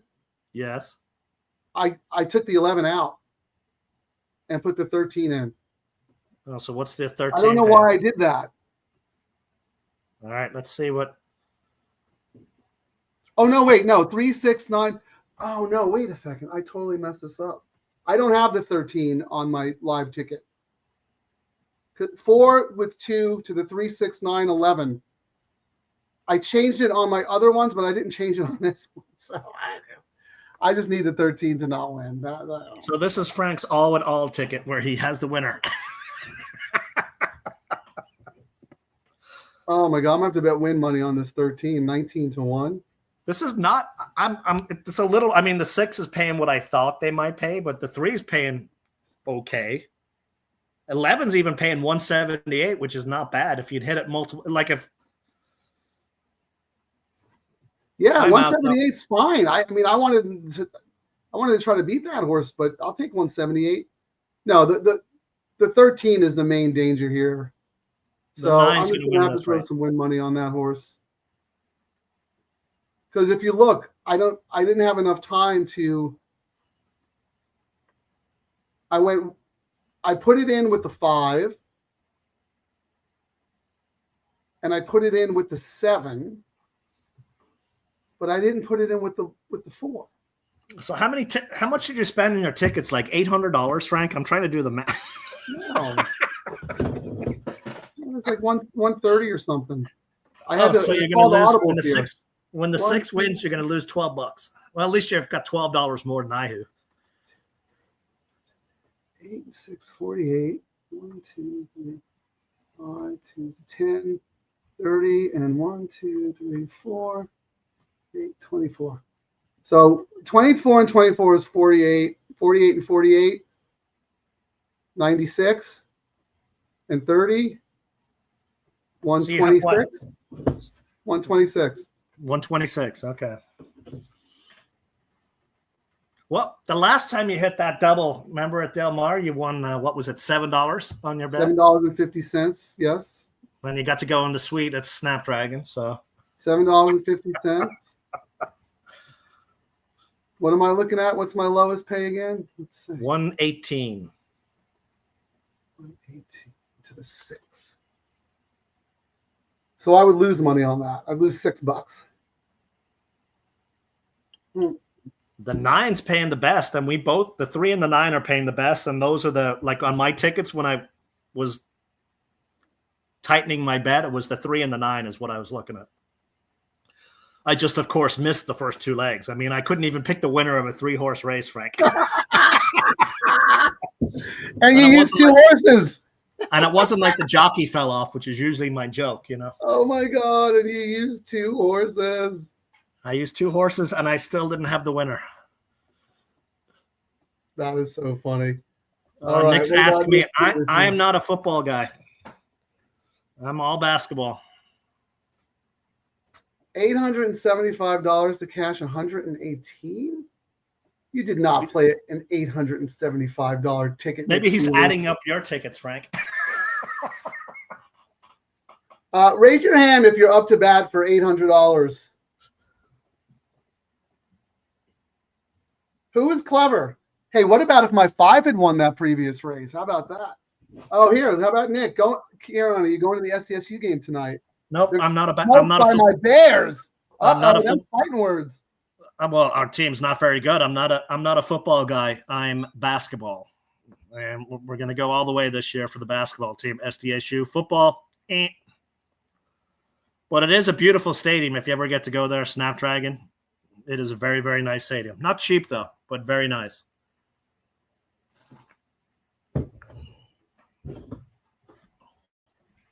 I'm assuming that's UCal Bears tonight. And this is the football, not the basketball. Oh, we beat them up in basketball. So. Oh, I see. Nick was pulling a Ciaran. Yeah, Frank, you spent $875 to hit for 118. Really, Nick? Oh man. I think I played that very smartly. It was much better last night before the scratches. I was scrambling to change my tickets around because of what was going on. I was smart enough to use the 2. Pepe Alonso, what are your thoughts on number 8, Unlikely Queen? I believe this trainer has good stats with 2-year-olds. Well, you came to the right man. Put on your stats uniform, Ciaran. I'm looking. William Calhoun. Brett William Calhoun. Let's have a look. See what number? I have a damn note that one of the siblings won on turf. And anytime you see City Zip in the pedigree, you can expect this horse to improve on, run well on turf. That was a good debut. Class, he's 15% only with 2-year-olds, but that's not bad. It's above average. 26% off a layoff. Oh wait, no, off 1 the 8 months. Unlikely Queen. Yeah. Oh, I guess last race to August. So off a 1 or 2 month break, 26%. Nothing I saw. I mean, up in class. I mean, I guess they all are up in class in this race. I mean, I couldn't talk you off. It was nothing I saw that would make me want to bet it. We're talking about the 8. Yeah, Unlikely Queen. Yeah, it's not up in class, but maiden special weight. Well, I've got up in class notes for this, I guess. Well, maybe they're saying that Ellis maiden specials aren't as good as these maiden specials. Yes. But I mean, it's the same class level, but I'm guessing they're saying that this is a tougher tougher group because it's at Churchill, not at Ellis. So I Yeah, buy that. and they all have the same note on it, going all up in class. So I mean, Really, even the 9? yeah. Let's see. Yep, AP girl up. Yeah, everything. Every horse has got an up in class, so they're just downgrading. This horse was Ellis running in $176,000 maiden special weight. I'm just reading what it says here. No, I know, but was that Brisnet? Yeah. Wow. Okay. Interesting. They must have they must have their own class ratings, actually. Yeah. No. Well, that's why I go back and forth between Brisnet and Racelands, or Equibase, because they have different ways of calculating stuff. So you might find a nugget there once in a while. One looks good on one, and one doesn't look as good on the other. Yeah, I didn't have much. I mean, the horse looks fine. Should improve second start. Like I said, a sibling won on turf, so that's positive. The debut on turf wasn't bad, but Brett Calhoun's a guy who wins. He's 23% in other places. This is the big leagues here at Churchill Downs. Currently, he's 0 for 5 with not one of his horses hitting the board. I'm going to have to think that this horse, being as big of a price as she is probably in a little tough today. But if that's who you like, Pepe, that go for it. You're getting a great price. So here, Ciaran, Nick said they were giving away tickets to the football game tonight. Yeah, but what's funny is they didn't send any to their basketball people, which is how badly they run some stuff there. The coach is doing everything he can to get fans back in the stadium, is what it is. It's like when Steve Fisher came here from Michigan, he was handing out tickets to the students, and now powerhouse in basketball. So it's the same multi-year kind of thing. And this NIL eras made it very difficult for these smaller schools like State to compete, especially in football. Basketball, you only got 13 guys. Football, you got 100. That's a very good point. That's a very good point. Not as much donor money going to the football unless you're like the big schools who get it all. Our good friend Robin Martin, go SDSU. All right, how about that? Pepe Alonso, Morales winning at 16%. Yeah, he's the jockey on the 8 Unlikely Queen. Yeah, I mean, you could give us all the stats in the world, and I appreciate that, Pepe, but I think you're just trying to convince yourself. You're not going to convince us. Our minds are made up. We're not betting this horse. But if you're convincing yourself, these are all good points to bet a long shot. I mean, I would not talk you off this horse. You did not get the third. You did not use the 13, correct? You forgot. Correct. I did not put the 13 on my live ticket, so I'm probably going to bet a little win money on the 13. I have to think the 13 is probably going to come into 8 to 1, 6 to 1. Does that sound right? Probably, yeah. These AEs always get forgotten, and then people start putting money. This is very funny. Nick, one of us is alive. The rest of us are mocking you for being alive. Oh my God, Ciaran, how much do you pay these guys? Did you see Frank's? Put your ticket back up there, Frank, because when it jumped up there, I thought I was having a seizure. There was so many numbers on the screen. I mean, you had every combination under the sun. Look at this. Are you writing code? I played tickets that reflected my opinion. And how crazy was it before the scratches? I even used the 2 and the 5 equally on one of them because I thought the 2 had a big shot. No, it was actually better before the scratches because I had more wagers, but there was more value. You know what I mean? Once the scratches came in, that's why I was doing all these combinations, trying to play combinations that would only pay. I didn't need favorite. I gotcha. So that's why I didn't use the 11. Oh no, I used the 13 on that one. Yeah. I pulled the Ciaran and mistyped. I should be alive to the 13. This is definitely gonna come back to haunt me. I'll tell you that right now. But I could spend another $20 or so, whatever. I'm gonna toss. I mean, I know I talk about it just because I'm gonna do a $1 trifecta box. Texas. Hold on, before he said, Robin just messaged me and said that is the longest bet I've ever seen. Frank's trying to get a job with the CAWs for doing really. No, I'm trying to create the war and peace of pick 3 wagering. All right, Ciaran, how are you going to make some money here, man? You're ice cold. I know. I couldn't pick. I picked 2 horses in a 3-horse race, and they both lost. I mean, that says it all right there. Baby. You know what though? What do we say? King of the nightcap. It only takes one. It only takes one. I'm gonna do it. You work on your trifecta there, and I'll put it on the board. But I just want to read what John Blassie said. Frasiu goes to Parks for the cotillion. 10-1 morning line. 13-14-1 into a race. 7-1 after the race starts. CRW again finished second by a head. Had the exacta. I did not see the race or the pools, but that does have CRW all over it. And I think the fact that executive was talking the way he was talking, there's been a lot of chatter that some of the tracks give insane rebates. And there's a lot of chatter that Parks is one of them, which is why they refuse to.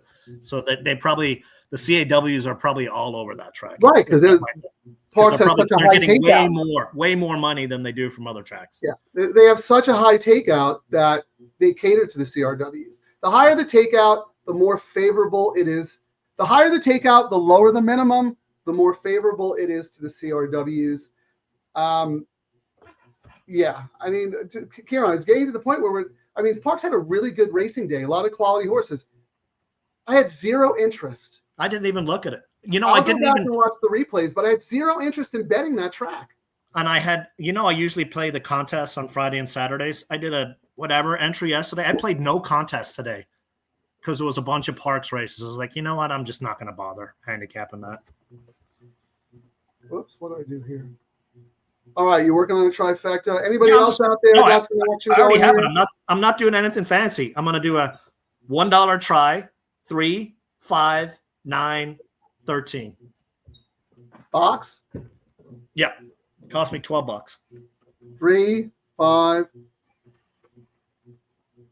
All right, I can. Well, I can. Well, I don't think. No, I can't do that. Remember how at Santa Anita we were able to look at the. I'm not even looking. It's a $12 bet. I mean, I could do all this fancy stuff and key the 9. I'm just going to do it just a caveman 4-horse trifecta box. See what happens. How this meet has gone so far, I can already tell you it's going to be 13's going to win. And then I'll have 3rd and 4th. And you don't have 13 on your ticket, so that's why 13 will win. I'm going to have to bet this 13, but he's going to come in. He might not be bettable. 13 is absolutely going to win. So here's my new wager. It was the best of times. It was the worst of times. This is my novel, my wagering novel, my new wagering novel. How does it start off? Pretty good? It was the best of times. It was the worst of times.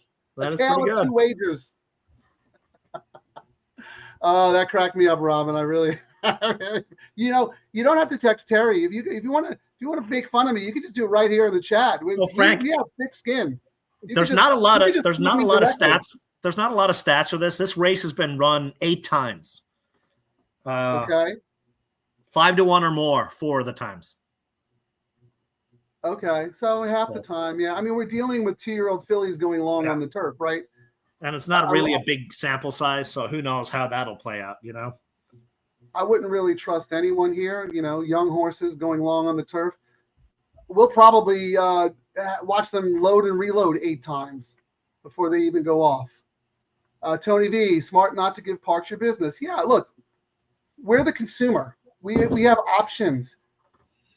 And when they over the last 5 years, what? When they talk smack to their people who are doing their bets, then okay, I'll take my marbles elsewhere. Over the last 5 years, we didn't have options. That's why we scaled our action back so much, because everybody who watches the show, all of our friends, we're smart horse players. We're price sensitive. We're not stupid. The racetracks assume that everybody's a degenerate and a gambling addict. And it doesn't matter what the takeout is, they're going to bet anyway. No, those days are long gone. Those guys have already been rooted out of the sport. You guys already crushed them. You're not going to crush us. That's why our action went down. But now that you're giving us these 15% low takeout wagers, we're back and we're going to play them. And we're not going to play parks with a 30% trifecta takeout because bringing a knife to a gunfight. Like even at Del Mar, my late double before, unless I really was convicted, might have been like a $25, $30 double. But now we're doing $100, $120, $150 doubles. You know what I mean? Correct. Because it's worth it, because the payouts are so good. How about this? As long as your novel doesn't start with you homeless. Oh, that's a good twist. Maybe like it could be like Great Expectations. That could be the little orphan Pip. Or it could be oh my God, what's the other one? Where Ciaran could be the Artful Dodger, and I could be the little street urchin trying to scrounge so Frank, pennies for food. I suppose I should say why I threw in the number 5 on this one. I mean, I threw the 13 in because you won't have it, so that's why I had to throw the 13 in. Yeah, thanks, buddy. And then, the 5, Temple Goddess. I mean, as much speed as the other ones, kind of closing, kind of sneaky if the light bulb goes off. Elliott is pretty damn good, so I thought, yeah, why not? Trainer's 21%, second time routing, so why not take a flyer on a price horse that can close? I did not mind that horse. The damn research I did, this horse has a sibling who ran a 77 buyer speed figure on turf. So this horse is eligible to improve. Temple City's always been known for turf horses. And then look at the notes in the last race. Off duel. I mean, it was essentially a duel and then faded. And then the race before bumped at the start and then a rally. So, I mean, the horse might have a nose for the wire. And, maybe this is the light bulb race. Who knows? That horse is not impossible, Ciaran. It's funny. That's another one who's coming from TTC. I don't know Jim Corrigan. I don't know the circuit, but he's got, solid numbers with 2-year-olds. I have 15% here. How about the name of the owner? Souped Up Stables. Yeah, that's pretty funny. But yeah, there's some pedigree there for sure. Look, we don't really know. One of these horses one or two is going to step up and run a career best in a monster race. These are 2-year-old fillies going long on the turf. Which one is it going to be? And I think that's why we were trying to be clever. And even though both of us knew the 3 horse was not going to be 8-1, are you surprised that the horse is actually, well, not favored now, but is co-favored at 3-1? Did you think that horse would take that much money? I didn't think it would get down that low, but I mean, when we were first looking at in the last race, this one was the one that was hammered early. Like they hammered this one early. Right. Still favorite. So, I mean, I'm not surprised at all. I mean, it's just FYI, what we thought it would be. I mean, 5-2. I mean, essentially the 3, 6, 11 are 3-1. All right. Let me rephrase my question. Yes, we thought the horse was going to take this money based on what we saw in the pools, but I'm talking objectively. Last night on paper, when you saw this horse's morning line of 8-1, you said no way. But what price did you expect the horse to be? 4-1. Yeah, in half. Me too. But I still thought it would be good enough as my long shot. I went 3-9 were my selections. Well, yeah, you make a good point. Keep in mind, a lot of people play the multi-race wagers. They actually use the morning line as a little bit of a crutch. They don't want to get beat by the favorites in the last leg or the first leg, so they'll use the top 3 choices. So even though Sister Troyan is taking all this money in the win pool, in the pick 3 or double, the horse still may offer value. Oh, that's why it's paying pretty good. Yep. Yeah, but that also depends on how much the CRWs like the horse, right? Oh yeah. Let's see, the pick 6, 3's paying $3,600. 6 is paying $1,700. 11's paying $1,900, and 13's paying $2,700. So. Yeah, this 13 is the spoiler. This one is the spoiler. Just as an exercise, Ciaran, I'm going to let you know The favored exacta combo, the 3-6 is paying $12 for a buck. Wow. The next best combo with the 3 is the 11, which is paying 18 bucks. Then the 4, 34, and then the 13, 39. Wow. Who's this 4? Why is this 4 taking so much money in the exacta? That's the Giroux horse with Michael That's McCarthy. the debut horse. We were Dunlop. like, he hopped off the 13. Yes. Onto that one. That was right. That's right. So here's the thing, Ciaran. I meant to look it up, and I still can while we're talking, but you might have different numbers. The forum has Michael McCarthy 0 for 31 when he debuts horses at a mile. I could have sworn he won a race or two at Santa Anita or Del Mar over the last year with a first-time starter going long on turf. Do you have any numbers there? Let me see. I just showed debut turf 10%, first time start 10%. Nothing on that. Nothing about going a mile or more? No, and then I've got another stat. First time the last 61. I think he's won 1. Yeah, he's very patient. Yep. Very patient. And he's 0 for 8 with the jockey. Yeah, I'm going to run a quick formulator. Okay, I have him 5 for 58, so he's capable. Just because he's 0 for 30 doesn't mean he can't do it. All right, wish me luck, everybody. Go 13, not. This might be another one where these guys are prepping to ship out to Santa Anita. You know what I mean? For that first start out of state, blah, blah, blah, blah, blah. Well, Keeneland, too. Yeah, well, yeah, actually, ship and win, yeah. That Urton horse will It's fall another apart. healthy bonus this year Santa Anita's doing, correct? Yes. And it's Tempo Goddess after I did not bet any money on the 13, by the way. I'm standing pat. So what I'm thinking here, when you see Let It Ride, and they're all saying, let that schmuck win a race.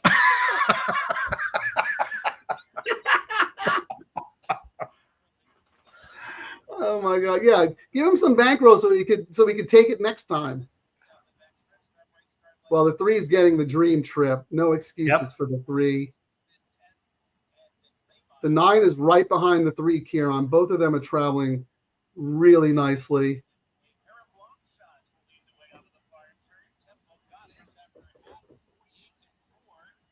There's your Temple Goddess. Yeah.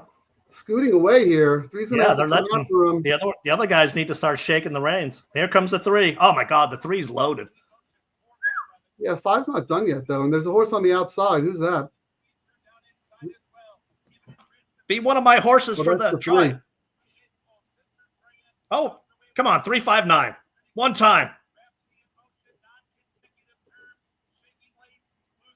Ah. Yeah. It's easy when you're good.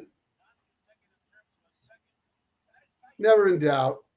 Easy game, my friend. That horse looked loaded. So yeah, It was the best of times. It was the best of times. It was the best of times. La-di-da-di-da. La-di-da-di-da. I'm sorry, Frank. I was just looking out my window. I see pigs flying out there. I can't believe it. Hey, what time is it on your broken clock? It's still only once right. It's been a long time coming. You had to do it out there in Kentucky, huh? No, I'm gonna tell you right now. I'm so disappointed with all the scratches because I really worked this card hard last night. And what did you I end said, up you know with all what? the extra bets you did? What did you lose? $10? No, I this was a Ciaran bet. This is a bankroll preserver, man. What did I get? 220 or something? Let's see. We'll 222.75. Yep, $222. I'll And take your it. ticket That's a cost what? bankroll preserver. 120. Well, so you got your money back. No. Don't lie. Do not lie. I doubled my money. But I was up to bat for $800. If that The 9 9 wins, it's $800. The 9 was looking good, and then who came late? 4. I think you're right, Ciaran. That's a ship and win. Yeah, absolutely. That's the Temple Peter ran really well, but that 9, we're going to see that at Santa Anita. 100% ship and win. That was another fitness race for that horse. Yep. That horse is not fully fit. Third at Santa Anita, eligible Yeah, for we'll the probably. shipping bonus. If I was betting, I bet you we'll see that horse the week before Breeders' Cup. How like did the Junmon horse do the 4? Mid late October, we'll see that horse at Santa Anita if they do ship it out. Well, yeah, I'll tell you right now, Ciaran, your 5 Temple Goddess ran excellent, all things considered. So look, we 3, 6, 9, all the ones that we really liked and talked about finished 1st, 2nd, and 4th. I'm glad the 13 was nowhere. I'm glad I didn't waste money on the horse. I'm very curious to see how that Junmon horse ended up, gallop out wise and all that stuff. This is a race where you want to go back, watch the replay, and watch the gallop out because, like I said, these are young fillies. They're still finding their way. No, that's absolutely make a race note for those horses. Yeah, Michael McCarthy is a very patient trainer. I'm sure that that horse was not in it to win it today. Let's see what the crew's done.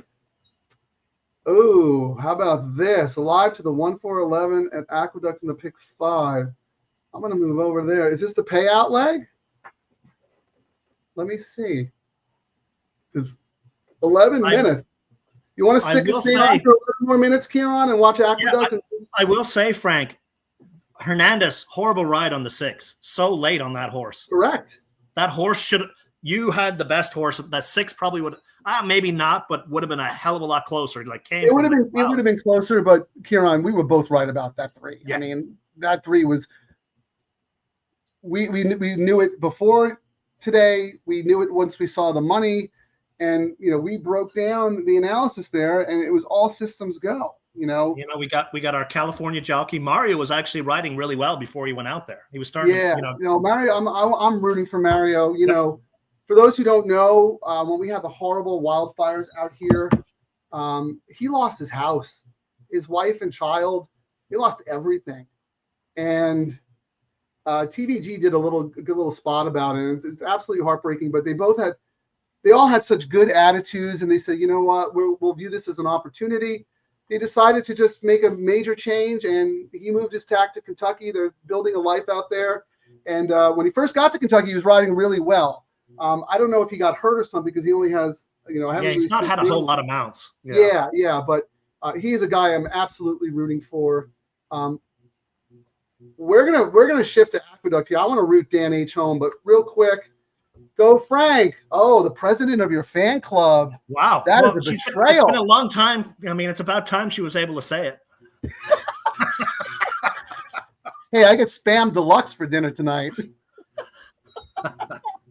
I get Spam a la maison. Nicely done, Frank. Thank you, Nick. I turned my $875 into a net loss. Appreciate it. Thanks, Dave. And nice win. Jeff Knight. Thank you, guys. Dan H. Nice payout. Thank you. Doubled up plus some. Yeah, not just about doubled up, but, as Ciaran would say, go bankroll for the next day. Yep, I was up to bat for 800. If that 9 wins, it's a huge day. So I'll take it. Live to fight another day. Thank you, Robin. I love that you're watching and participating. It makes me very happy. DTL crew, Robin Martin, love you. Pepe Alonso, good luck, Dan H. Flavian Pratt picked up the mount on the 4. He looks like the one to beat. All right. I mean, I got nowhere to go, Ciaran. I'm going to stick around and root Dan H home. Dan, stick with us, man. When's our next show, Frank? Opening day, Santa Anita? Friday? Well, I don't know. We might do Twilight Thursdays again. I don't know. Oh, that's right. We got Twilight. We'll have to see what the card and the weather looks like. So, yeah. We'll see what the DTL crew, is interested in and what's going on. But no, I mean, absolutely, Santa Anita. We're going to be all about Santa Anita. They were the ones who really started providing these pools for guys like us, and they're absolutely going to get our 100% support. And Ciaran, we just get back to doing what we do best. This is our home circuit. I have so much respect for these guys who can play 4 tracks at a time. Yeah, it grinds out a little when you start doing that. Yeah, I can't do that, but there are people who do. There are people who just show up at the track, buy a form, and they just start firing away. I can't do that. I need to be Yeah. prepared. We see some of them at the Eddie Logan suite, and we're like, how did you hit on that horse? Well, I just looked right now, and it looked good. Yeah, that's true. That's absolutely true.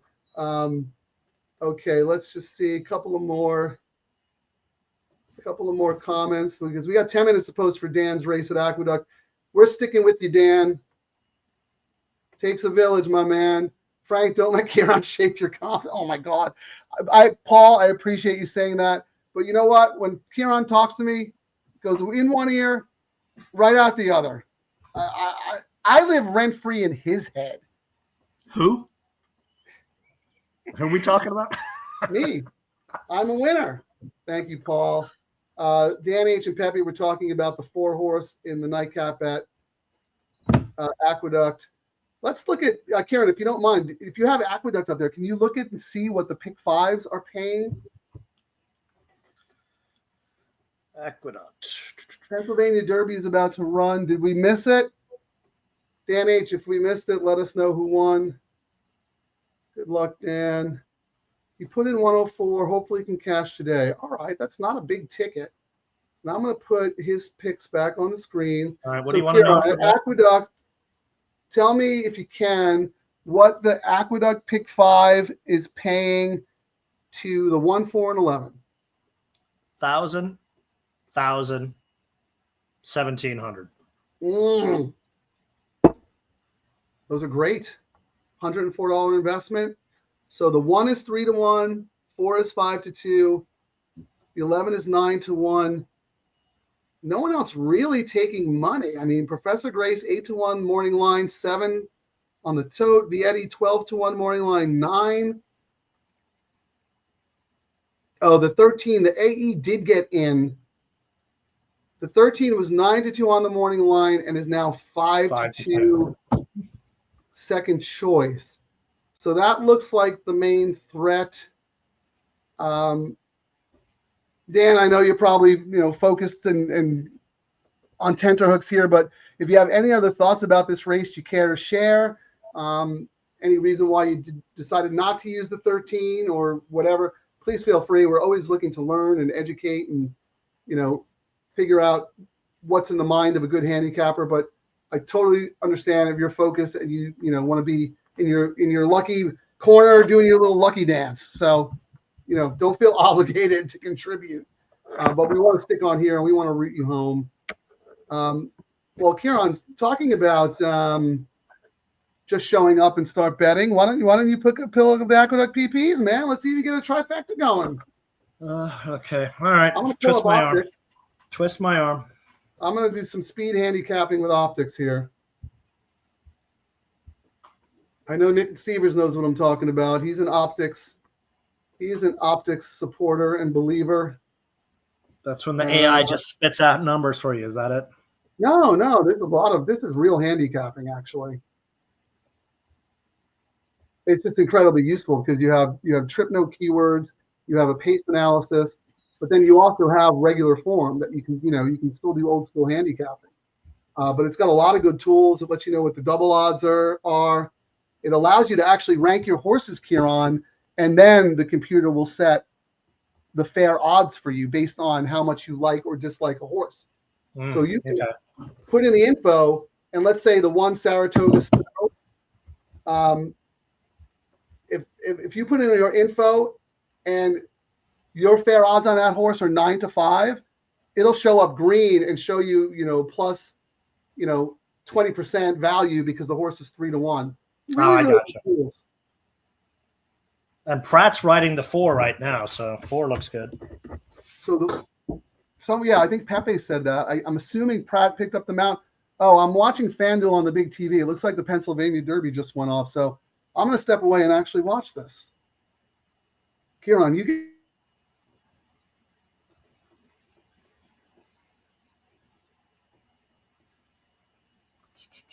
All right, let's see. So we scratched off that one to hop on 4.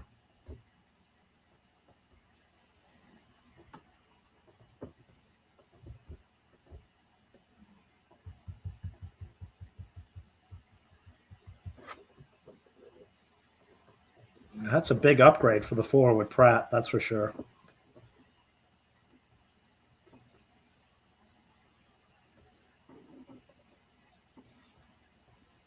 I'm probably about 30 seconds behind everybody. Don't spoil the Pennsylvania Derby for me. Oh my God, I can't believe the 1 won that race. I knew you were going to do that. Man, you never miss an opportunity to just.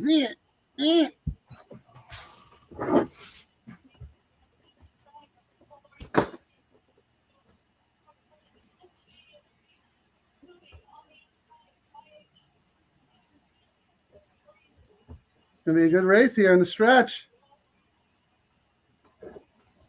Come on, Baeza. Come on, Baeza. Nice. West is best, baby. That's awesome. I'm so happy. John Sheriffs. CRK. We were talking about CRK, Ciaran, with that Peter Urton horse. Oh, yeah. They like big, long striding horses who can run. I really hope that they do come to Santa Anita for the Ship and Win and not go to Keeneland. Anyway, I'm stable mailing that horse. What do we got? We got 1 minute to post. I just can't find anything. I mean, the 4, especially with Pratt, I mean, they kicked off the regular rider because Pratt became available when his mount scratched. I mean, that's got to be. that horse is, 4 looks pretty dang good, is what I would say. Let's look at the will pays. Let's see who's getting crushed here. Who do the computers like? In the double, it's 4 the favorite, then the 1. Actually, it's 4, 13, 1. Those are really the only horses in the double. Yeah. Yep. 1. Yeah, it looks that the 13 is the main threat here, but you know what? You got Pratt riding for you. Oh, I get it. So here's what I think happened, Ciaran. Ricardo Santana was named on the 4 and the 13. His first call was the 13. He stuck with the 13. Interesting. The 13 got in off the AE list, so that was his first call. And then obviously, well, hey, Pratt. And the owner's like, yeehaw, we got Pratt, guys. Right, exactly. Like we were hoping the 13 would get in. Let's see. On the plot, I mean, the 1 and the 4 look like the nuts. On optics plot, the 1 and the 4 look better than the 13. Let's see if there's any notes here. I think I would rank it 1-4. But I don't know if I want to bet anything. Yeah, well, we don't have to bet. I'm just saying 1-4 is how I'm calling it.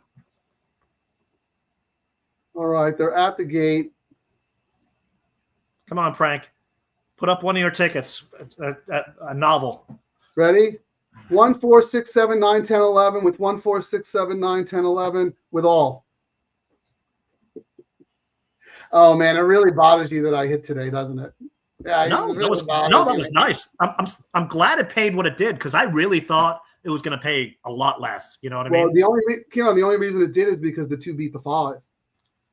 If he didn't, that would probably have been. Wins that race, it's paying $40, $60. Yeah, that's probably what it would have been. Yeah, but that was the jockey lost that leg. Ortiz smoked him. Go back to West Virginia, Loveberry. And people will say, jockeys don't matter, but I'm absolutely opposite on that camp. I think a jockey 100% matters. Someone like Pratt can drag a horse across the line. Well, yeah. And someone like that guy can crush the hopes of the winner, with a bad ride, inside, outside. Like, what are you doing? Ciaran, here's the thing. I agree with you 100%. When you're talking about like the mid-level journeyman, jockeys don't matter because they're basically all the same, right? But you're going to tell me that I'm not going to name a jockey, but let's say a 10% jockey gets replaced by Pratt. You're going to tell me that doesn't matter? Of course it matters. I mean, don't be silly. Matters a If a 10% jockey gets replaced by another 10% jockey, yeah, it doesn't matter. But again, like what if that jockey? What if it's a sprint and you go from a passive jockey to a guy like Maldonado? You're gonna tell me that doesn't matter? Of course it Now, matters. what are the stats? Has Pratt ridden for this? I can't really tell. Has he ridden for this trainer before? This is New York. I have no idea. I just think it's interesting that this isn't a throwaway. It's also call. the last race. You got to wonder: is he racing here tomorrow? Or is he flying elsewhere? Because I know when he likes to leave in the 11th if he can, if he's got to go to another track the next day. I doubt he's sticking around New York. So then the fact that he or is he riding there full time? Oh, he's riding there, isn't he? Full time. Yeah, but he's chased this time of the year. He might be chasing some of the bigger purses too. Correct. Yeah, that's true. I don't know what they have on tap for tomorrow. Dan, you have nothing to be sorry about. We're having fun just talking about this race and looking to root you home. One time for Dan H and the kiddos. Let's go. I'm going to put your picks back up. Ciaran, do you have any quick stats like favorites win this race X amount of time, anything like that? Let's have a look. See, pretty formful. Favorites 35% from 26 races. 70% of the time it's 5-1 or less. Oh, okay. So this is when a price does hit. 20% of the time it's over 10-1. Wait, the 13 scratched.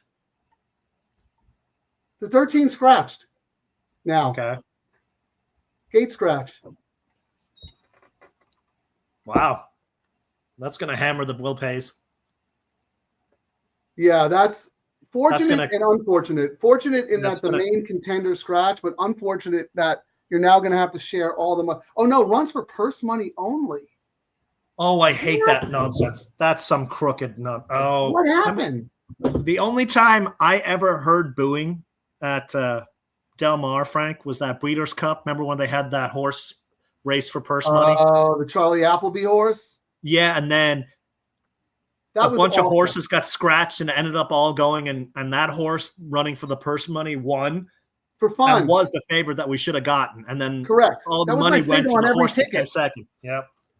I ended up getting a Danny Gargan turf horse who went off favored. A horse I would never have bet in a zillion years. Yep. And we had like 3 scratches, and everyone went on to that horse, and people were just like booing. How does the favorite win and I don't have it? Boo. I think they changed the rule after that race, but it took us losing a lot of money for it. You can't change that rule because what happened was whoever was in charge of the mutuals thought the vet scratched the horse, so they did. And then the vet said, no, the horse is okay to run. Anyway, they're off. Good luck, Dan H. Bring it home for you and the kiddos. 1-4-11. Let's go.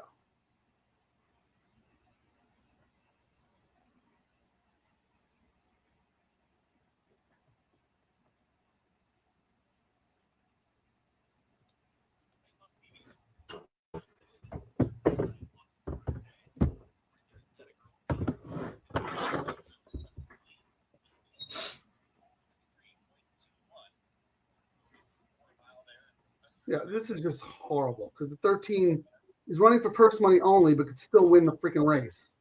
Yep. And screw everybody. And they're not even showing it on the numbers, right? Well, they're showing it 9-5, but it doesn't matter what his odds are. No, but I'm saying 13's in front, correct? Correct.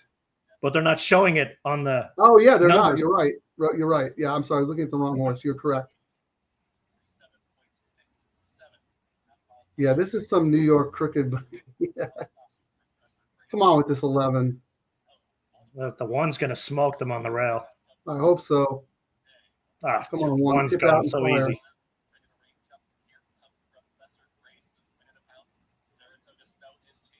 Come on. Come on. Beat the purse money dude as well. Exactly. You have to beat the purse money dude. So you have to, because if the horse wins, you don't win. Yep.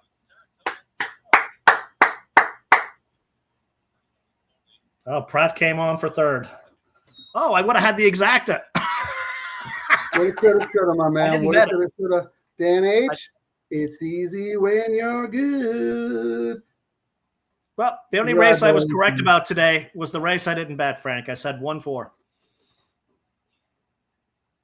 Ciaran. I Chalk, know. chalk. Chalk, chalk. Chalk, chalk. $4.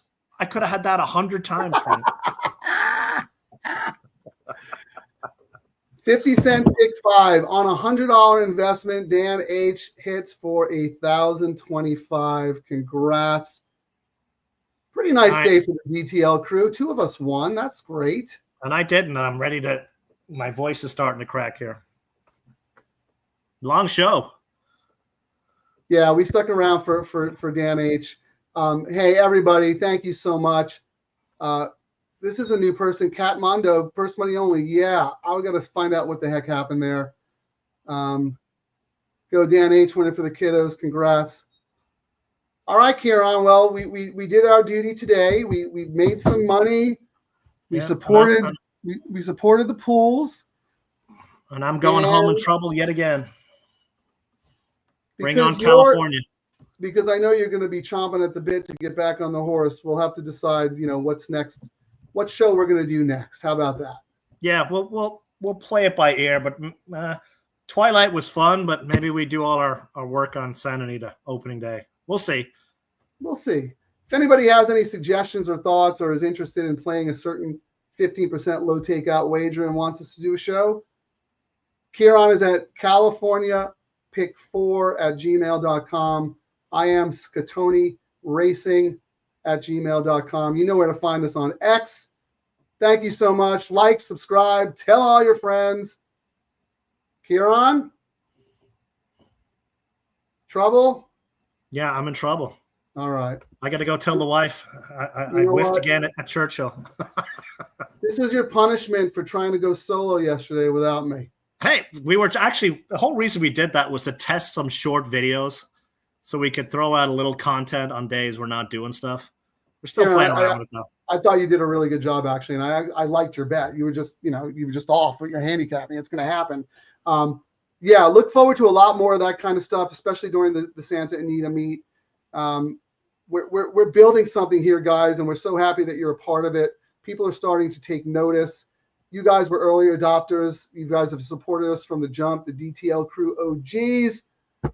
All right, Ciaran, you know what? You're going home in trouble, but you're no longer in trouble. You're back in the band. I just had to teach you a lesson. I know. Don't step out of line. I'll try not to. Don't go off leash. Thanks All for right, good watching, night, everyone.